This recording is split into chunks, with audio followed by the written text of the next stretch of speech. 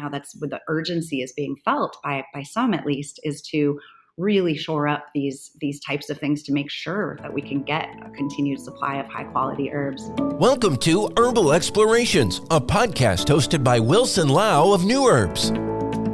Each week, we speak to leading experts about what's happening in the herbal industry. Let's circle back to my favorite session. I think it was yours as well. Climate change is real. And really about what's your view on climate changes and its impact on the herbal supply chain. How do you see, climate change, global warming, really impacting the quality and the availability? Availability of herbs, I think a lot of people already understand that portion of it. But I really, since you're the scientist, and really want to talk about the quality portion of it, like how will it impact, the quality, the phytochemical activity of the herbs that we use? How would climate change impact that? Yeah, this is a huge, I feel like we could have a whole nother day long talks about this whole topic. But yeah, I think that there's a few different issues there, Wilson, and climate change definitely. I mean, we just had those big hurricane go through Florida. We think about, okay, Florida, what commodity in our herbal marketplace is there? Saw palmetto. Are the continuing storms there, whether it be more wet, more stormy, more whatever, are going to affect our ability to harvest saw palmetto? And we heard a bunch of these examples in our botanical congress as well. I think, there's things we think about, things like coconut or other palm type commodities, things that grow near shorelines. We always think about, rising shore ocean levels, this type of thing. But really, these effects can be everywhere, in terms of whether things are cultivated or coming from the wild. So I think this is a really, really broad question. And I think there's all kinds of factors that are going to influence the changes in the way that we grow our harvest our medicinal herb species. And so even, we had one of our speakers gave an example of valerian. So first of all, you mentioned the supply demand thing, and valerian is one of those herbs that has spiked in popularity in the past 3 years since the pandemic started. It's a very, traditional herb, has a long history of use as kind of a sedative, anxiolytic effects, helps with sleep. Really skyrocketed in popularity as those types of effects were more desirable and needed with the stress that came along with the pandemic conditions. And so as the demand is going up, this is an herb that's been cultivated in the Pacific Northwest of the United States for decades and pretty successfully, right? But in the past several years of harvest, and these conditions predated the pandemic, really hot temperatures during the summer have been plaguing the Pacific Northwest. And, I live here in Hawaii where we have ostensibly 3 or 4 kind of seasons of harvest. But in places like Oregon and Washington, you can't plant at any time of year. You've got one season, right? You kind of plant in the spring, harvest in the fall. And what they're experiencing up there is way hotter temperatures in the past maybe 5 years or so. And they have these data. And they were getting, I think the thing was over 25 days in a row of over 95 degrees Fahrenheit temperatures. And this was unheard of just 10 years ago. So this very much decreased the yield that people are getting, the yield per acre of the actual valerian root. So again, we don't know for sure that it's affected the quality of those pieces of herbs. And that wasn't what our speaker was talking about per se, but certainly affecting business, right? So if you get only 40 or 60% of the yield per acre you were getting before, right as the supply is going up, you're getting inundated with more demands from new clients that want to buy this. It just really illustrates the issue that I think is kind of one of the most important. When you're qualifying suppliers, it's not just like a checklist of things. Really try to build long-term relationships with your suppliers. And I think that's the shift that I wanted to get to, Wilson. Your question was, how are we going to be, how is climate change really going to push our business practices into a different way? And I think that's going to be one of the biggest ways, is that we really have to become besties with our farmers, our collectors, our suppliers, whether they're ingredient suppliers or actual farmers, in terms of qualifying an ingredient, qualifying a farm, a supplier, and involving things like, hey, I don't want to just buy, whatever quantity of valerian you have right now. Let's talk about the next 5 years. Let's talk about the next 10 years so that we can do some planning. And I think what I hear a lot about is different types of contracts being negotiated to give more security to farmers. Maybe brands paying a bit upfront to have these things, securing long-time contracts as new things are brought into cultivation. I think quality can only improve as we do these things, and as you put better, stronger qualification programs in place in terms of qualifying new ingredients, especially ones that have had a change in their source due to climate change. But right now is the time to be thinking about these things, Wilson, right? Not when a hurricane wipes out all of the saw palmetto, right? And so I think that's another thing. I think right now that's where the urgency is being felt by some, at least, is to really shore up these types of things to make sure that we can get a continued supply of high quality herbs. Yeah, it's extremely important. I think relationships and stability is a great way to think about supply chain and developing and investing in those relationships so that you can have a reliable and steady supply. And I think it's, we need to move from, I hate to say this, well, I love to say it, but I hate to say it. I love to say it from a personal standpoint and also how New Herbs does business. We really need to think about things in a multi-year approach and stop moving from a just-in-time approach. But I hate to say that, because just as supply chain has moved people from just in time to something other than just in time, now it's also we need to start lengthening the horizon. And I think that change is going to really keep the word supply chain in everyone's mind and lexicon, is because, hey, it's not talking about just having enough this year or even the next 18 months. It's Yeah. like, how do we ensure we have quality material over the length of the longevity of the brands and companies we want to be? So I think that's absolutely essential. And one of the things that a lot of people don't realize as well is your valerian sample is very astute, right? Hey, if you're only yielding 40% per acre, and if that's the expectation going forward, then if you need the same amount of material, the farmer has to go use more land to get the same yield, which will impact the costs calculations Absolutely. as well. So it's, if you don't plan with them, right, and they just keep planting those 10 acres, for example, they've been planting, well, they only produce 40% of their old yield. So they would probably need to plant at least double, or as like more than double, to get to their old yield. So it's a really a question of, can you do this and what it would take to do it. So I think that's extremely astute. Um, with the extreme weather events that's been happening, you know, I, the way I'm reading studies that some plants are going to be, botanicals are going to be in peril. Some of them won't do as well given 45 days of 95-degree weather. Never expect that in the Pacific Northwest, like Yeah. hops. But some plants might do even better. Like, one of the things that shocked me, I read a study in a scientific journal, not out of the back of my phone, but a scientific journal, was saying that poppies love carbon, and they project, as global warming continues, that they'll become twice as potent in the future. So, as a chief science officer, what's your take on this? Like, how do you think global warming will change the chemical profile of the plants in the future? And if so, like, how does that impact our assumptions revolving around testing, identity, strength, potency, all those things? Great question, Wilson. And this is one that we've been considering for quite a long time in a context even beyond climate change, right? And this is known, and certain plants, the species will, everything is unique, like you said about this one example, the poppies love carbon.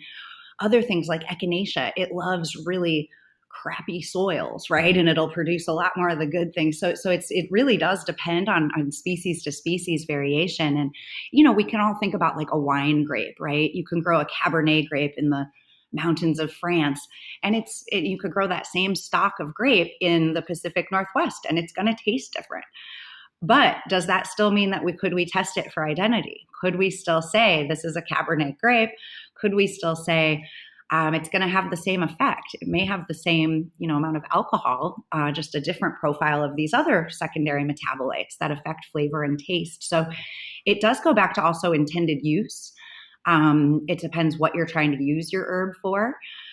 In terms of if the slight changes in chemical fingerprints that may occur really affects, the acceptability, not necessarily the quality, but the acceptability to you of this article or this material for your intended use. So I think, getting really specific on specifications, if you will, in terms of what is it that I need from my poppy? Do I need it to have, this much of this thing, or am I using this for taste in my tea and I actually need it to have a certain, level of these other markers or that type of thing? So I think things are going to, in some ways, perhaps get a little more specific.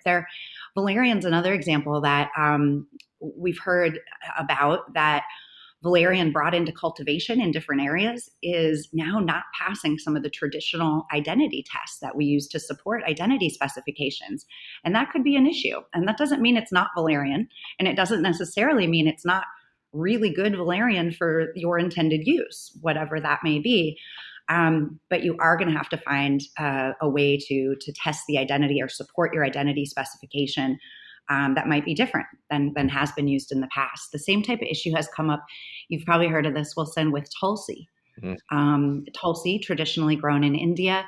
A lot of farmers here in the US have started growing it, and it seems to have a slightly different phytochemical profile.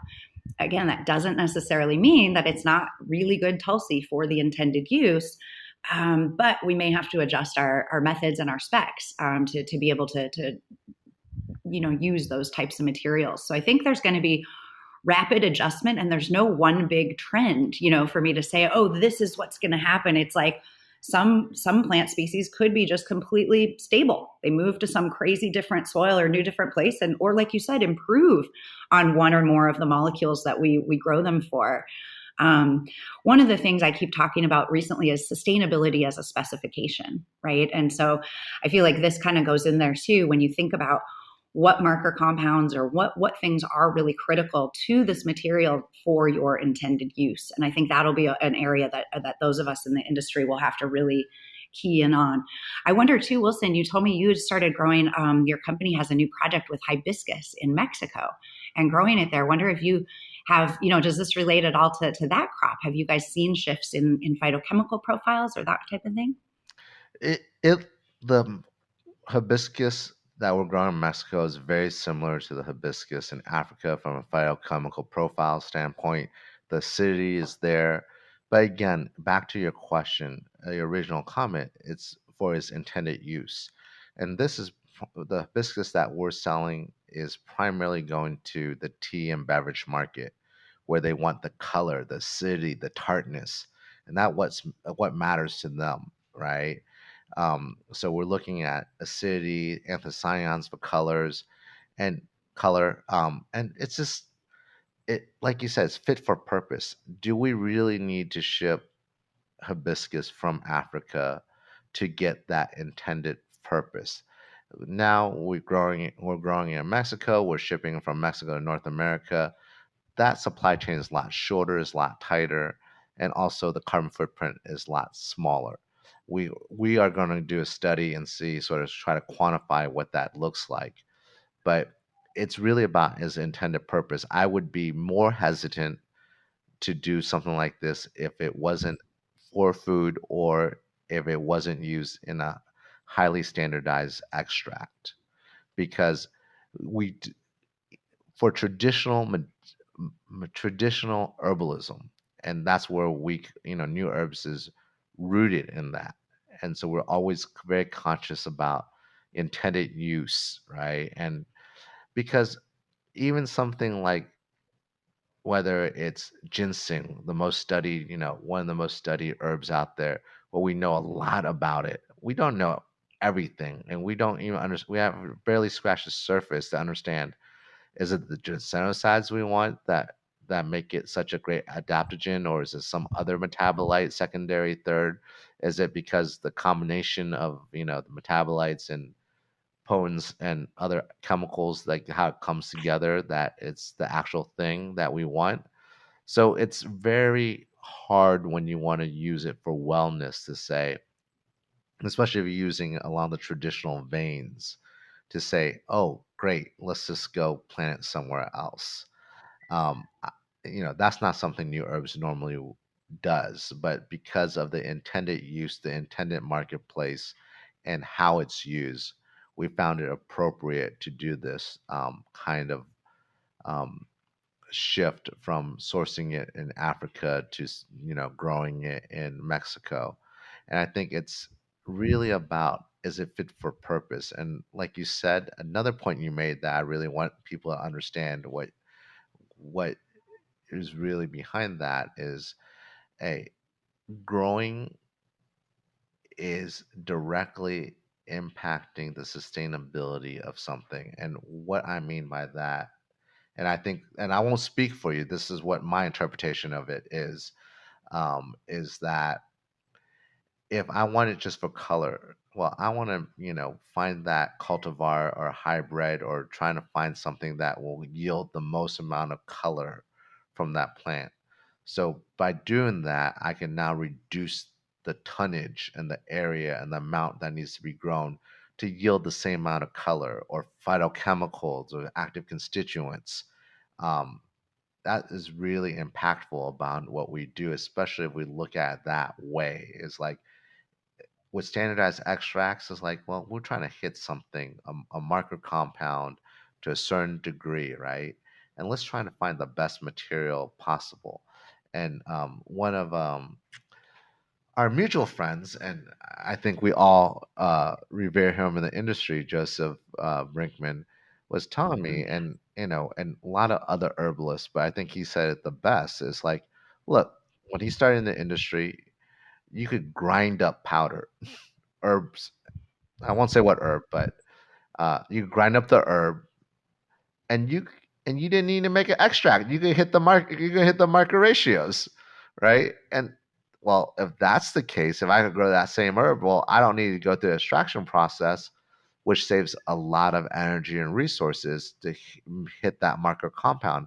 If I just grow something that hits 2%, I don't need to go extract it. So this is the things that, why quality, and knowing where you're getting it from, and how you, and what your purpose is, and really having that communication, say, this is what I want to do with it, how can we get there in a way that is the most environmentally sound.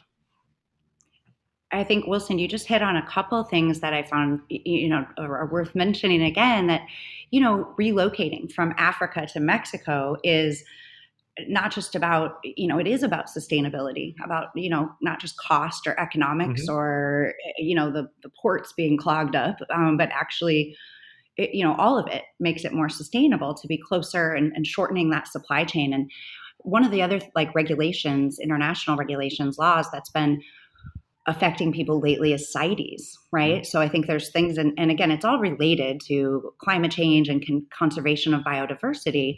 But what CITES is looking out for, of course, is plants that are harvested from the wild and that might be on decline or need protection from the wild, or their wild populations need protection. What the CITES law does not apply to is cultivated Hmm. materials of that same species, right? So, you said it took, X long for you to figure out, okay, we want to hit this, X% mark with our anthocyanins or this and that, Right. and trying to optimize those crops.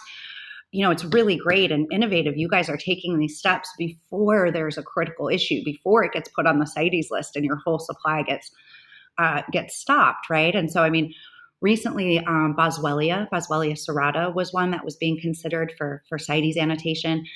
A new one that's up for consideration with CITES is rhodiola rosea. Mm-hmm. And it's one of those plants that kind of grows in these really specific high altitude type conditions. It's not real easy for me to say, oh, just give me some rootstock, I'll start growing that over here in Hawaii. It's really going to take some tinkering perhaps in many species cases to actually get the quality of the herbal material that you want into cultivation. It So these is. are long processes, and people like companies like you who are starting early and, kind of getting in there with certain commodities before you're in complete crisis. This is, I think, what we all need to be paying attention to in the industry. Yeah, and I think, talking about CITES, I'll share a story with you about that. Is that I have a partner in China, and they focus on this really high-end wellness. And one of the core products they wanted to do was dendrobium, which is Mm, part of the orchid family, CITES herb. yeah. And, hey, it was an investment of millions of dollars US to figure out how to do it. But they figured out how to grow it from germplasm and then take it from the lab to a covered, greenhouse, and then from greenhouse out to the field. So these things are all possible. I wouldn't say everything's possible, but a lot of things are possible with the right investment. It's just whether there is a desire to really make that change and a need for it, right? And people are willing to invest in things that they're passionate and believe in, whether it's from a financial standpoint or from another or from sustainability or whatever it may be. But in order to do this, is like someone has to raise their hand, say I'm the one to do it, or I want to be part of the solution, right? It really takes that kind of effort. Absolutely. um, but the science is out there, the resources are out there. It's not going to be possible for everything, um, but I think that's another avenue people could really explore. Is like, how do we grow this better, or use less resources to grow it, or how do we move it from wild crafting to cultivation? And I think one of the things that we have to remember about wild crafting, Holly, is as our demographics age and as people move from rural to urban areas, there's less and less people out there wildcrafting. So even though it may be abundant in the wild, doesn't mean people will actually go do it. So you still might have to move something from wildcrafted to cultivated, because no one's going to go out there and try to make a living doing this. Wilson, this is such a salient point, is that these, traditionally, you and I know it's the farmer or the wildcrafter that kind of gets the smallest piece of the pie as you go, through the Hmm. value chain from like the actual botanical organism to a finished product that's on the shelf.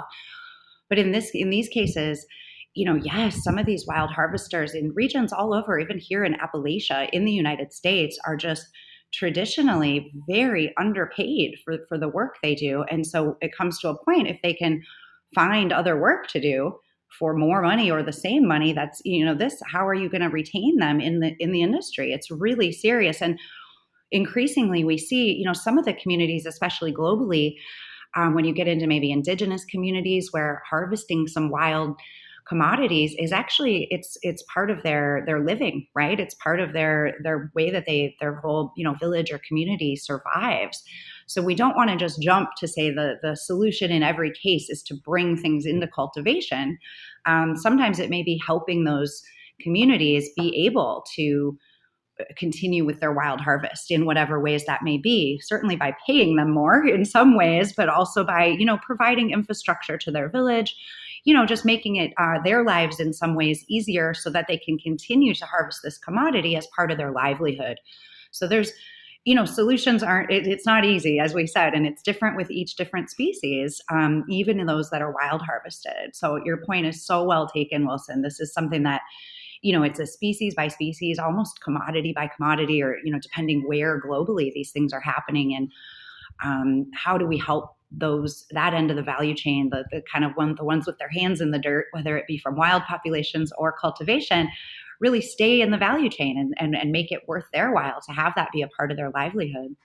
Yeah. And I think that's why the work that Fair Wild does is so important, right? To your point, is like, how do we support these communities? Because I think wildcraft, the thing that is really interesting about wildcrafters is that that isn't their main source of income. It's really wildcrafting supporting plus something else or multiple things that Yeah. make up that pot of income that supports their lifestyle and the ability to live in the areas that traditionally live in. So it's like the farmer may wildcraft during certain times when they can't farm and sort of supplement their income that way or do whatever they may be doing, right? So it's not, I haven't seen a situation where a wild that's 100% sole source of their income is where they're Yeah. wild collecting something. And maybe if you're a licorice farmer and you wildcrafter and you got to go process it and because harvested thousands of tons of licorice, maybe like, but outside of something like that, it's usually not at scale, right? Wild harvesting, so that it's hard to just do that to be your sole source of income. Absolutely. Yeah. On a last question of the day, it's such a great conference talking to you. It goes by so quickly. Uh, Season 2 of Herbal Explorations, we focus on sustainability. Are there any things or topics you would like to see us cover more of? And as we're sort of prepping for season 2 and getting guests on? Oh, fun. What a great question. Gosh, all these things we've discussed today, I'm sure you'll have different experts in this kind of thing. But one of the other things, I think I mentioned this a few minutes ago, is sustainability as a specification, and like how many, maybe featuring that, Wilson, of like how companies are incorporating this. We at AHPA right now, we're doing a project. We have our GACP, our Good Agricultural and Collection Practices document, that was put out in 2017. I think you and many others of our experts and board members were a part of creating that. What we've been working on is expanding it to include sustainability parameters. So the question I get a lot, and maybe this is a question for your season 2 guests, is how do you know your ingredients are sustainable? Like if you're going out to shop for an ingredient, I need to buy this and I want it to be sustainable.